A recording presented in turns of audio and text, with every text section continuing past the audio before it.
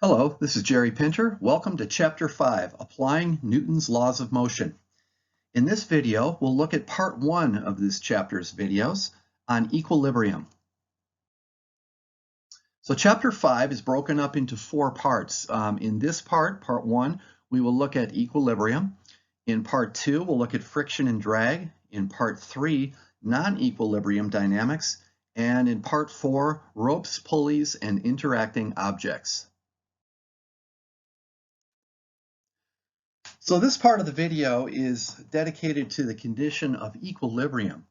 There are actually 2 types of equilibrium. One is called static equilibrium, which is the condition where the object is at rest. Therefore, there's no acceleration and therefore no net force. So some basic examples of static equilibrium are an object like an apple sitting on a table.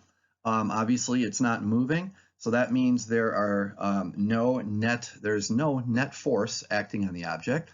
Another one like this, which we'll see in a problem, something like this later in this lecture, is an object that's hanging, and it may be hanging from one or more ropes at various angles. And then later in the course, we'll actually look at static equilibrium of extended objects. For example, the human body, when it's balanced like this, that will require a little bit more than what we're going to do in this lecture today. The other type of equilibrium is called dynamic equilibrium, and this is a condition where the object is in uniform motion. This is still equilibrium, however, because remember, uniform motion means no acceleration, and no acceleration, according to Newton's second law, means no net force. So again, there is no net force, just like the case for static equilibrium.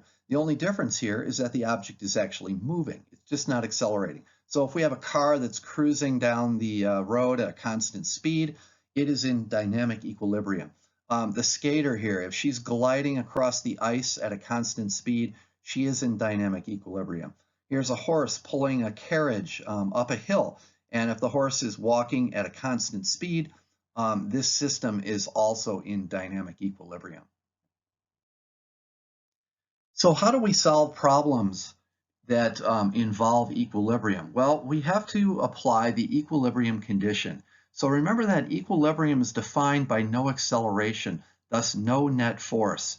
So the vector condition for equilibrium, in either case, whether it's static or dynamic, is given by the sum of the forces is equal to 0. In other words, the net force is equal to 0. So you may be familiar with this notation. This is the sigma or summation symbol. This just means we add up all the forces as vectors, of course, and they are equal to 0. Okay, so this means that the total vector sum of all the forces in our system has to be equal to 0. If that's true, then we are in equilibrium. What we'll usually do, almost always, is break up vectors, especially if they're at arbitrary random angles. We will break up those vectors into their components along the x direction and along the y direction. And we will make sure that this condition is met in both directions. In other words, the sum of the x component forces must be equal to 0, and the sum of all the forces in the y direction. In other words, the y components of those forces must also add to 0. So our method for solving these equilibrium problems that we're going to see in the next few slides, first step is verify the object is in equilibrium. That's usually pretty simple. We basically have to say the object is either at rest or it's in uniform motion. If either of those is true, then the object is in equilibrium and we can apply these methods here. The second step is to identify all forces acting on the object and draw a free body diagram. And then we're going to use the component equations, in other words, this equation here in the x direction and this equation here in the y direction, to solve for any unknown forces. And we'll do this by setting all those forces equal to 0 when we add them up in both directions. So this will become more clear as we work through some examples. Let's start with a real basic example of static equilibrium. Suppose we have a 500 kilogram crate that's hanging from a crane's cable, and the question asks us to find the tension in the cable. So here's a picture of our crane. We've got the cable right here, and here's our crate hanging here. And we're assuming that it's just hanging at rest. So, since the crate is not moving, this is a static equilibrium problem. Let's go ahead and draw a free body diagram for the crate here. So there are just two forces on the crate. It's weight pointing down, that's the force due to gravity, and the tension of the cable pointing up. So since it's in static equilibrium, we know that the sum of the forces in the y direction have to be equal to 0. Now, there are no forces in the x direction. These are the only two forces acting on the crate. So if we want to add up our forces in the y direction, let's call the upwards direction positive, which is usually the case, but not always. But in this problem, that makes sense. So our tension force is going to be positive, and we're going to subtract the weight force. So we say minus W. And again, the reason for this is we're adding forces together, but we have to be careful of their signs because remember, forces are vectors and they have directions. So we have tension minus weight equals 0 because it's in equilibrium. And so this is easily solved. Notice that T is just equal to W. And weight, W is the weight of the crate. Remember, weight is easily calculated as mg. So the tension on the cable is equal to the weight, which is mg. That's 500 kilograms times 9.8, which is 4,900 newtons. So that is our cable tension. Now let's take a look at a basic dynamic equilibrium problem. So we have a man slides a 100 kilogram crate across the floor at a constant speed of 0.5 meters per second. He pulls on the rope with a force of 200 newtons. Determine the magnitude and direction of the friction force and the normal force on the crate. All right, so here is our picture of the situation. We've got this guy pulling the rope. He's going to slide this crate. He's actually sliding the crate across the floor, remember, at a constant speed of 0.5 meters per second. So let's start out, as always here, we're going to draw a free body diagram of the crate. So we can label all the forces and their directions. So the crate obviously has weight. So weight points down. There's a normal force of the floor pushing up on the crate. That's this arrow here. And the man is pulling on this rope. So what the crate feels, of course, is a tension force pointing to the right. All right, that's the pulling force of the rope. And then since the crate is sliding across the floor, there is a friction force here, which remember always opposes the direction of motion. So the crate is going to the right. That means the friction force points back to the left. So with this free body diagram, we also note that we have dynamic equilibrium because of the constant speed of the crate. So this means that the forces, all these forces, have to balance out. This crate is in equilibrium. Even though it's moving, it is not accelerating, so there can't be a net force. So in the x direction, the forces have to equal to 0. So if we look at this picture, in the x direction, we have two forces. We have tension going to the right. Let's call that our positive direction. Then we have friction pointing back to the left in our negative direction. So when we add these together, we get tension minus friction on the left side. And since, remember, this is equilibrium, so it has to be equal to 0. So again, this is easily solved. The friction force F is equal to the tension. And we were told that the tension is 200 newtons. That's how much he's pulling on the rope with. So there's our first answer. The friction force is 200 newtons. Now let's take a look at what's going on in the y direction, the vertical direction. So again, we have two opposing forces here, and we're going to add those together and set them equal to 0. So the normal force is pointing up, so I'm going to call that a positive force, and I'm going to subtract from that the weight force because it is pointing down, so they have to be opposite. So we have N minus W equals 0. Again, this is easily solved. N is equal to W, and W is the weight, remember, which of course is mg. So we have the normal force is equal to mg, which is 100 kilograms, that's the mass, times 9.8 meters per second squared is g, and that gives us a normal force of 980 newtons. Just a comment here, whenever we have an object on a level surface And whenever the object is not moving up or down, it can be moving horizontally, but as long as it's just not moving up or down on a horizontal surface, the normal force will always balance the weight. In other words, the normal force will always be equal to mg. So that's sometimes a little bit of a shortcut in some of these problems that we're going to be doing. Now let's look at an example that is a little bit more challenging.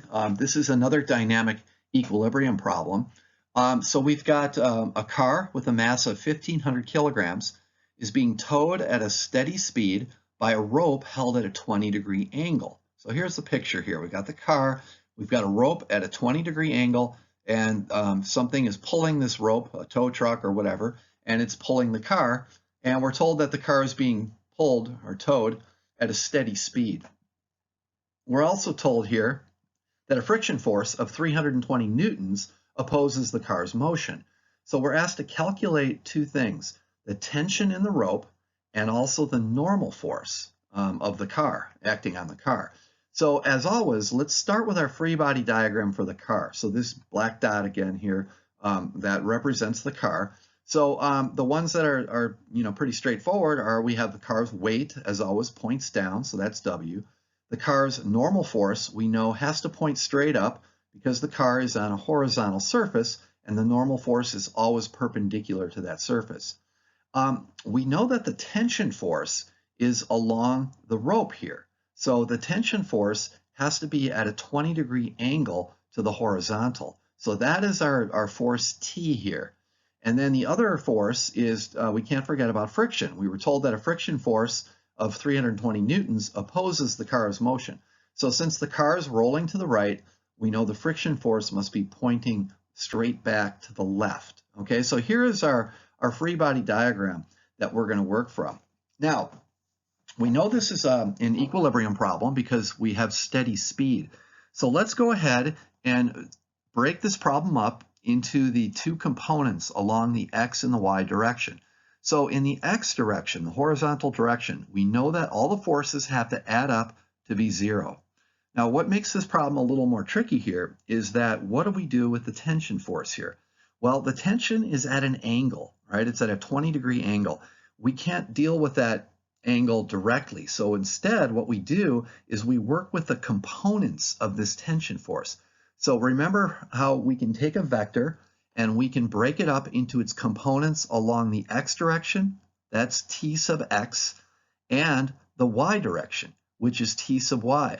So we have an x component of force pointing to the right, and we have a y component of the tension force pointing upwards. So in this part of the problem over here, where we're adding up the horizontal x components of force, pointing to the right, we have t sub x, and then we subtract F, the friction, because it's pointing backwards to the left. So T sub x minus F is equal to 0. Now, we can calculate what T sub x is, or at least write an expression for it. Remember that this is the hypotenuse. T is the hypotenuse of a right triangle. This side down here, which we call the adjacent side, is equal to the hypotenuse times the cosine of 20 degrees. So T sub x is equal to T cosine theta, where T is the tension that we're going to solve for. So we have T cosine theta minus the friction force is equal to 0. And we're told what the friction force is. It's 320 newtons. So we have T cosine of 20 is equal to the friction force. We can bring it over to the right side. And that, of course, is equal to 320 newtons because that was given to us in the problem. So to solve for T, that's pretty simple now. We just have to do some algebra. We have to divide everything by cosine of 20. So let's put that underneath the 320 over here. So we have the tension of the rope is 320 newtons divided by the cosine of 20. The cosine of 20 on your calculator, you'll find that to be 0.94. So our answer for the tension is 320 divided by 0.94, which gives us 340 newtons of tension. Now let's turn to the y components of force, in other words, the vertical components. So again, we have to look at this free body diagram, and what we're going to do here is only look at forces that are pointing up or down. We're going to ignore friction because it's pointing to the left. We're going to ignore the x component of tension because it's pointing to the right. The only things we have to include are the normal force going up, the y component of tension right here, which points up, and then weight, which points down. So adding these all together, we get normal force up plus the y component of tension up minus the weight because the weight is pointing down, and all those have to equal 0. The y component of tension, t sub y, remember this is the opposite side of a right triangle, so we have t sine theta, and then weight is equal to mg. So we're going to solve this. Remember, we're trying to solve for the normal force. So the normal force is equal to mg minus t sine theta, just by rearranging this equation here. And now we can plug in our numbers. The mass of the car was given to us as 1,500 kilograms. G is 9.8. The tension, remember we solved for that over here, it's 340 newtons. So we put that here. And then we have sine of theta, where theta is 20. So now it's just a matter of calculating this on your calculator, and you'll come up with a normal force of 14,584 newtons. Now, one comment here. You may be wondering, why didn't we just say the normal force is equal to the weight, mg? Well, that's not the case here, because this rope is actually lifting the car a little bit, right? It's not just pulling it across horizontally, it's also lifting it up, and that's this component here, the y component of tension. So by lifting up the car, we're actually reducing the normal force on the car, all right, where we're taking some of the weight off basically by pulling on that rope. So this is mg here, this 1,500 times 9.8. So the weight of the car is 14,700 newtons, but we're actually subtracting 116 newtons, which is this force right here, to get our final normal force for the answer. All right, so let's finish up this part of the lecture with a challenging problem. This is a static equilibrium problem, and it's sort of a classic problem that you'll see in just about any physics textbook. But it requires quite a few steps and some algebra to get the answer. So here's the problem. It's the classic chandelier problem. A chandelier with a mass of 20 kilograms hangs from the ceiling by 3 cables, as shown at right. So here's our situation. This is our mass here. That's the actual chandelier, the light. And it's got a cable connected to it here. We'll call that one cable 3. Cable 1 comes from the ceiling down at this angle, theta 1. And theta 2, cable 2, has an angle of theta 2, which comes down at this angle. And notice all the cables are just connected together here by a little ring to connect them. We're given these angles. Theta 1 is 30 degrees, and theta 2 is 45 degrees. So the problem is to determine the tension in each cable.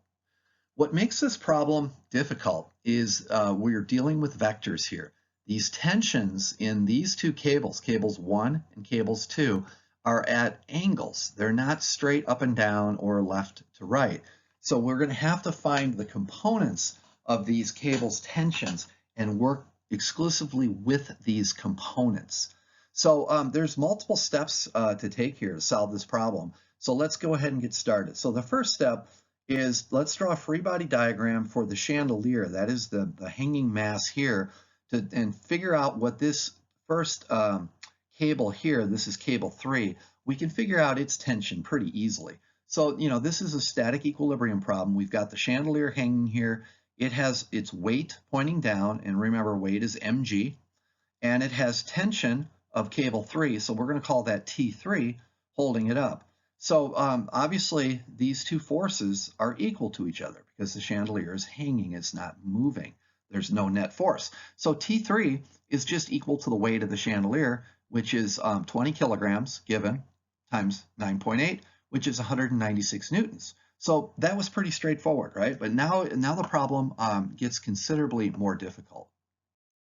So the next step is to draw a free body diagram for the ring that holds the 3 cables together. All right, so here is our ring right here. This is the picture again. We've got cable 1 coming in at an angle theta 1, cable 2 at angle theta 2, and then cable 3, remember, is going straight down. So for our ring here, we know what the tension is in cable 3. We already figured that out. T3 is equal to 196 newtons from step 1. What we don't know, of course, are T1, this tension, and T2, this tension. That's what we're trying to solve in this problem. But at least now we've got the free body diagram to start to work with. So the next step is to determine the X and Y components of each of these forces. So again, the reason we have to do this is because these tensions in cable 1 and in cable 2 are at angles. They're vectors, and we can't work with them straight up and just add them together. We have to find the components and work with the components. So what we can do here is let's take T1. T1 is pointing up here at an angle, remember, theta 1 with respect to the ceiling. We can construct a right triangle here to decompose T1 into its x component, which is called T1x, and that's equal to T1, which is the hypotenuse, times the cosine of theta 1. Now, if you're wondering how I got theta 1 here, remember we know theta 1 up here was given. These two angles here are called alternate interior angles, which you may remember from your geometry class, probably your freshman year in high school if you took geometry then. We have two parallel lines. This is the ceiling here, and this is the x-axis down here. They're both horizontal, so they're parallel. And if whenever you have a line cutting between two parallel lines, as shown here, which is T1, then this angle, theta 1, is equal to this angle, theta 1, due to them being alternate interior angles. So this component here, pointing upwards, is the y component of T1. So let's call that T sub 1y, and that is equal to T1 times sine of theta 1. All right, and remember, we know what theta 1 is. All right, we just don't know what T1 is yet. And we can do the same thing for T2 over here. We're going to take T2 and break it up into its x component, which is T2 cosine theta 2, and its y component, which is T2 times sine of theta 2. All right, so what we're going to do going forward is we're not going to use these black drawn vectors anymore. We are going to use the red component vectors. And notice, by the way, T3 was simple. T3 doesn't have any x component because it's a vertically hanging cable. So the y component of T3 is just equal to the tension of T3, which was already known from the first part of the problem. We figured it out. It was 196 newtons. All right, so the next step then is for equilibrium. We know that the sum of the forces along the x direction must be 0, and the sum of all the forces along the y direction must be 0. So all we have to do now is look at our free body diagram that we just drew on the last slide and add up all the forces for any direction that we're interested in. So let's start with the x direction. So what we do is we look at this picture and we only look at arrows pointing left or right. We ignore this force here, we ignore this one here, we ignore this, and we ignore this, and we ignore that. The only two arrows pointing left or right are these two here, and we add them together. So we have T2 cosine of theta 2, that one points to the right, so I'm going to call that a positive direction. We have to subtract T1 cosine theta 1 because it's pointing in the opposite direction. Remember, when we add forces together, we have to consider their directions. So we subtract them here because of opposite directions. And of course, when we add them together like this, we have to get 0. So these two terms here must be equal to each other. All right, so what we're going to do, though, is we're going to leave this in this form here. Let's plug in our angle. Theta 2 was given as 45 degrees, and the cosine of 45 is 0.707. Meanwhile, we have cosine of theta 1, where theta 1 was given as 30 degrees, and the cosine of 30 is 0.866. So this in the x direction, we can't really solve for anything yet, but we end up with an equation here with T1 here and T2 here, and we have some numbers, these are called coefficients, out in front. All right, so 0.707 T2 minus 0.866 T1 must be equal to 0. So we're going to just circle that and just kind of leave that for now. We're going to use it later. Now we can do the same thing in the y direction. We look in the y direction at our diagram here, and we notice there are only 3 forces pointing up and down. These two here point up. So we have T1 sine of theta 1 plus T2 sine theta 2, and then 196 is, remember, this is T3y, which is 196, but that points down, so we have to subtract 196, and when that's equal to 0.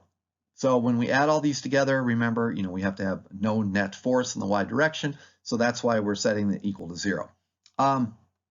Finally, we can plug in our theta 1 is 30 and theta 2 is 45, and on our calculators determine the sine of 30 and the sine of 45, and we get another equation in T1 and T2. This time it's 0.5 T1 plus 0.707 T2 equals 196. So what we've got here, these two circled equations, give us two equations in the two unknowns. The two unknowns, of course, are T1 and T2, which is our goal to solve. So you remember from math class that whenever you have some number of unknowns, you need the same number of equations in order for it to be solvable. So since we have two unknowns and we have two equations, we know we can get the answer. We can solve this. So let's go ahead and figure out how to do this algebra here. So to solve for our two tensions, T1 and T2, we're basically solving two equations and two unknowns.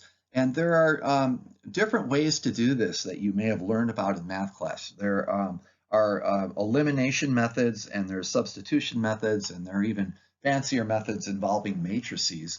But I think maybe the most straightforward method to do this is just by substitution. It's usually when you have two equations, that's sometimes the fastest way to go.